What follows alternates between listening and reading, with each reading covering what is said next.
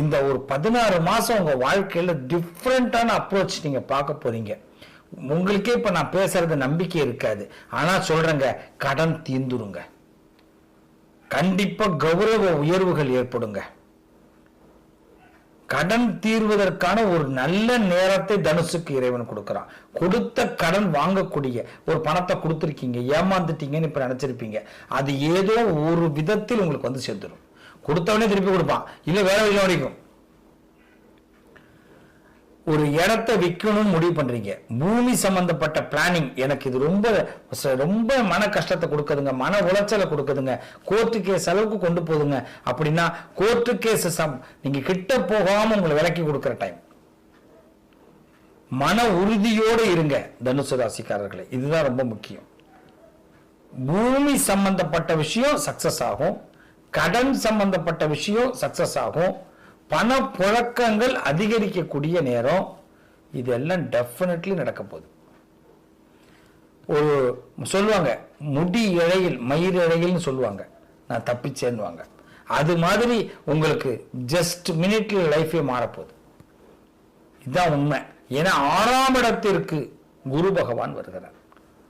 இந்த 6ஆம் இடம் அப்படின்னும் போது அது குருவுடைய, அதாவது சுக்கிரனுடைய இடத்துல குரு உட்கார்றார். 6ஆம் இடம். அப்படி இருக்கும்போது என்ன ஆகும் அப்படின்னா ரிண ருணஸ்தானம்னு பேர். உடல் நலத்துல இருந்த பிரச்சனைகள் விலகும், கடன் சம்பந்தப்பட்ட சுமைகள் விலகும், இறைவனுடைய அருள் பரிபூர்ணமா கிடைக்கும், காதல் கைகூடும், எதிர்பார்த்த வரன் அமையும், வடக்கு திசை மேற்கு திசையில் ஆதாயம் கிடைக்கும், எதிர்பார்ப்புகளுக்கு கூடுதல் ஒரு, அதாவது அங்கீகாரம். இது வரைக்கும் வந்து என்னங்க ஆக போகுது தெரியலைங்க அப்படின்னு, இதுதான் ஆக போகுது அப்படின்னு முடிவே வந்துடும். எலெக்ஷனுக்கு முன்னாடி ஒரு ரிசல்ட் வந்துடும் பார்த்தீங்கன்னா, அது மாதிரி தான் இது. நமக்கு இதான் லைஃபு, இதுதான் வாழ்க்கை, இதுதான் அப்படின்றது முடிவுக்கு வரும். ஏன் அப்படின்னு கேட்டா, இந்த குரு பெயர்ச்சிக்கு பிறகு அடுத்து வரக்கூடிய குரு பெயர்ச்சி உங்களுக்கு செட்டில்மெண்ட்டை கொடுக்கணும். லைஃப்ல வந்து 3 டைம்ஸ் செட்டில்மெண்ட் வரும். எப்போ 3 தடவை செட்டில்மெண்ட். இளமையா இருக்கிறவங்களுக்கு ஒரு செட்டில்மெண்ட், நடுத்தரவாதிகளுக்கு ஒரு செட்டில்மெண்ட், முதுமையை நோக்கி பயணம் பண்ணுபவர்களுக்கு ஒரு செட்டில்மெண்ட். இந்த செட்டில்மெண்ட்டை நெக்ஸ்ட் குரு பயிற்சி கொடுக்கணும். அப்ப இந்த குரு பயிற்சி அதற்கு வழியை காட்டணுமா வேணாமா? அப்போ பக்குவப்பட வச்சிரும். பக்குவப்படக்கூடிய அற்புதமான நேரம், உலகை புரிந்து கொள்ளக்கூடிய நேரம், செயல்களை புரிந்து கொள்ளக்கூடிய நேரம், நான் அப்பாற்பட்ட சக்தி ஒண்ணு இருக்குன்னு தெரிஞ்சுக்க கொள்ளக்கூடிய நேரம். இது என்ன பண்ணும்னா, இடம் பொருள் ஏவல் அறிந்து செயல்பட வைத்தால் சிறப்பு உண்டாகும். இவ்வளவுதான் இடம் பொருள் ஏவல்னு சொல்லுவாங்க, பழைய பழமொழி. இந்த இடத்துல என்ன பேசணும், யாருக்கிட்ட என்ன பொருளை கொடுக்கணும், யாரை ஏவணும், யாரை ஏவக்கூடாது, ஏவறதுன்னா வேலை வாங்குறது, இதை மட்டும் தெரிஞ்சுக்கிட்டோம்னு வச்சுங்களேன், டாப் 10ல நீங்க தான் ஃபர்ஸ்ட்ல வருவீங்க. இது நான் நிதர்சனமா சொல்றேன். ஆனா 6ஆம் இடத்துல இருக்கும்போது என்ன பண்ணணும்னா, இதுலதான் நமக்கு குழப்பத்தை ஏற்படுத்தும். 6ஆம் இடம் ரிண ருணஸ்தானம் சொன்ன பார்த்தீங்களா? அப்ப என்னன்னா, பெயின், எனக்கு ஒரு பிளேடு கிழிச்சிடுச்சுன்னா பெயின், இந்த கிழிச்சிடுச்சுன்னா பெயின் வரும்ன்றது தெரியுது. ஆனா சில பேருக்கு கிழிச்சாதான் பெயின்றது தெரியும். இப்ப நான் என்ன சொல்றேன், கிழிச்சிட்டா பெயின் வருங்க, அப்படின்னா பிளேட சேஃப்டியா வச்சுக்கணும். இதுதான் டைம். இப்ப புரியுதா? ரொம்ப சிம்பிளா சொல்றேன்னா, சில பேர் 6ஆம் இடம்னா உன்னை பெரிய பாதாள கிணத்துல தள்ள போகுதுன்னு சொல்லிடுவாங்க. ஒரு கிணத்துலயும் தள்ளாது. நீங்க பாதாள கிணத்திலே விழுந்தாலும், நல்ல கவனிக்கணும், பாதாள கிணத்திலே விழுந்தாலும் அங்க ஒரு அதிர்ஷ்ட லட்சுமி உள்ள இருப்பா. அப்பெல்லாம் பார்த்துருக்கீங்களா? பழைய கதையெல்லாம் கேட்டிருக்கீங்களா? ஊர்ல ஓரமா ஒரு கிணறு இருக்கும், அது மாதிரி அங்க வந்து பூதம் வரும், அது வந்து ஒரு பொட்டியை திறந்து காட்டும். நம்ம நல்ல பதில் சொன்னா நல்லது கிடைக்கும், கெட்ட பதில் சொன்னா கெட்டது கிடைக்கும் சொல்லுவாங்க. கிணத்துக்குள் பூதம் அப்படின்வாங்க. இப்ப இந்த தனுசு ராசிக்கு ஒரு பூதம் தெரிய வரப்போகிறது. நீங்க பூதம்னா பயந்துடாதீங்க, அது அதிர்ஷ்ட பூதம்.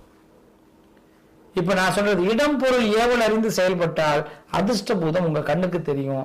அது கொடுக்கிற பொருள் உங்களுக்கு சக்சஸா இருக்கும். என்னைக்குமே அதிர்ஷ்டம் வந்து அது இஷ்டத்துக்கு தான் வரும், நம்ம இஷ்டத்துக்கு வராது. அதனால இந்த தனுசு ராசியை பொறுத்த வரைக்கும் ரொம்ப பெரிய பிளான் எல்லாம் போடாதீங்க. ரொம்ப பெரிய பிளான் போட்டு இந்த கடலை இதை மாத்தி அதை மாத்திடுறேன், அதை மாத்தி இதை மாத்திடுறேன், என்னால இதை முடிச்சிடும் அவ்வளவு சொல்லாதீங்க. காலையில எழுஞ்சிருப்போம், நாளைக்கு என்ன பண்ணணும் அப்படின்னு இன்னைக்கு மட்டும் பிளான் போட்டுங்க போதும். நீங்க அடுத்த ஞாயிற்றுக்கிழமை என்ன பிளான் போகணும்னு நினைச்சா கூட உங்களுக்கு நடக்காது. இதை ஞாபகம் வச்சுக்கணும். முதல்ல பல்லு தேய்க்கலாம், டெய்லி டெய்லி சாப்பிடலாம், இது பேர் பிளான் கிடையாது. அது நம்மளுடைய வேலை.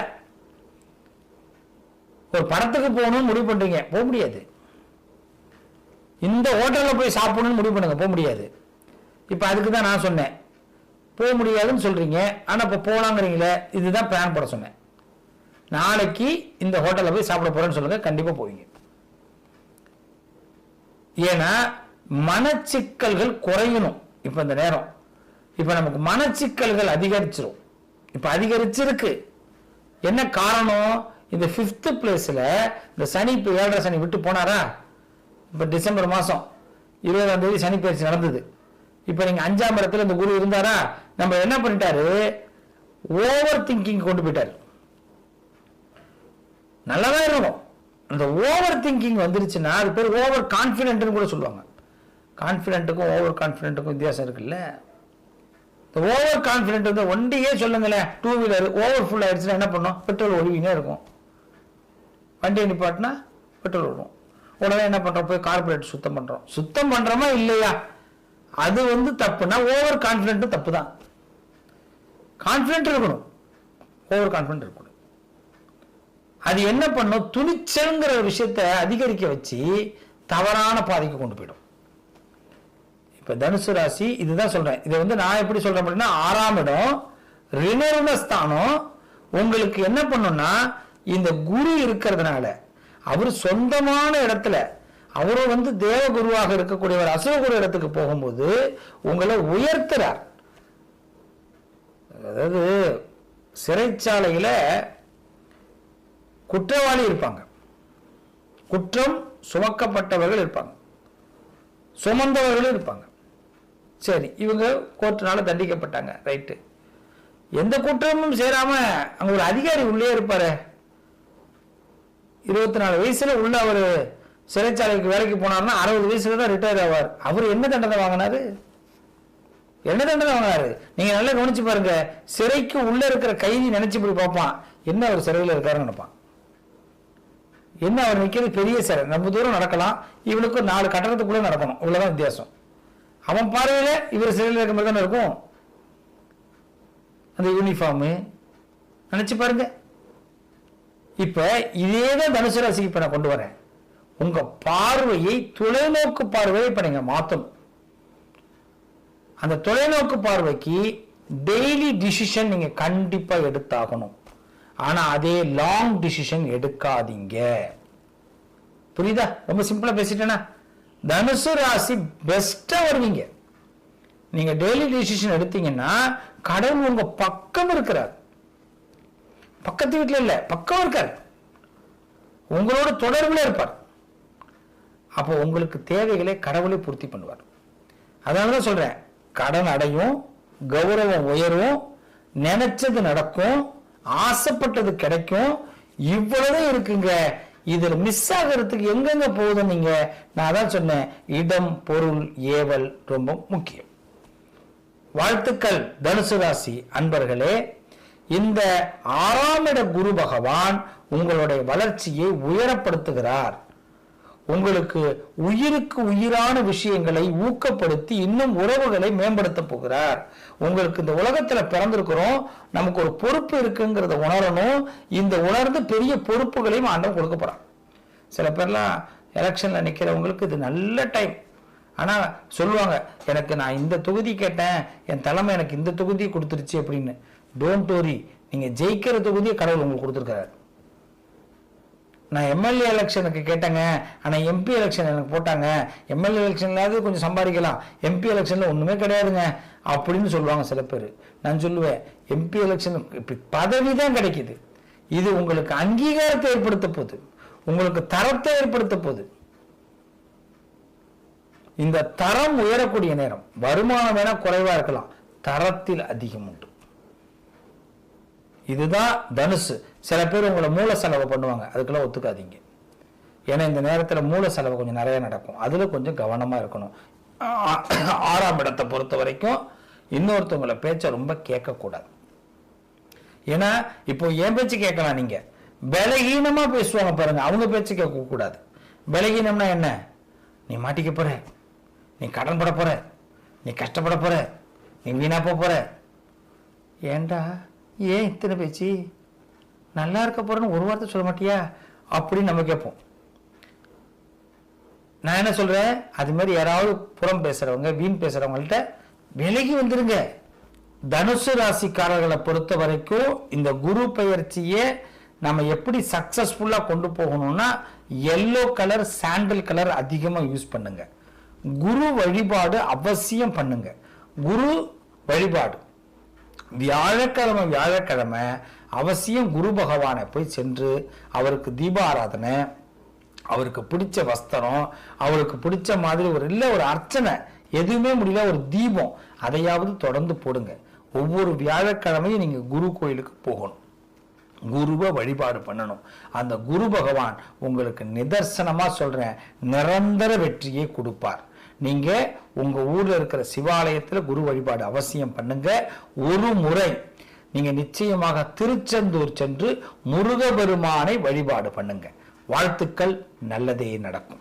நண்பர்களே, சகோதர சகோதரிகளே, உங்களுக்கு நாங்களும், எங்களுக்கு நீங்களும் என்றும் துணையாக நிற்போம். ஒரே விஷயம், உங்களுடைய வளர்ச்சி எங்களுக்கு ரொம்ப முக்கியம். ஆன்மீகம், ஜோதிடம் சம்பந்தப்பட்ட தகவல்களை நான் அவ்வப்பொழுது உங்களுக்கு தந்து கொண்டே இருக்கிறேன். உங்களுக்காக இப்போ நாங்கள் இன்ஸ்டாகிராமில் ஒரு பேஜ் ஒன்று ஓப்பன் பண்ணியிருக்கிறோம், அதை நீங்கள் ஃபாலோ பண்ணுங்கள். அதே மாதிரி வாட்ஸ்அப் சேனல் ஒன்று ஆரம்பிச்சிருக்கிறோம். இந்த ரெண்டோடைய லிங்கையும் உங்களுக்கு நான் கொடுக்குறேன், டிஸ்கிரிப்ஷனில் நீங்கள் பார்க்கலாம். அதை நீங்கள் ஃபாலோ பண்ணுங்கள். நாங்கள் தினசரி உங்களுக்கு அப்டேட் பண்ணிக்கிட்டே இருக்கிறோம். உங்களுடைய லைஃபுக்கு என்ன தேவை, இன்னைக்கு நாளைக்கு அமாவாசையில் என்ன பண்ணணும், பிரதோஷம் என்ன பண்ணணும்,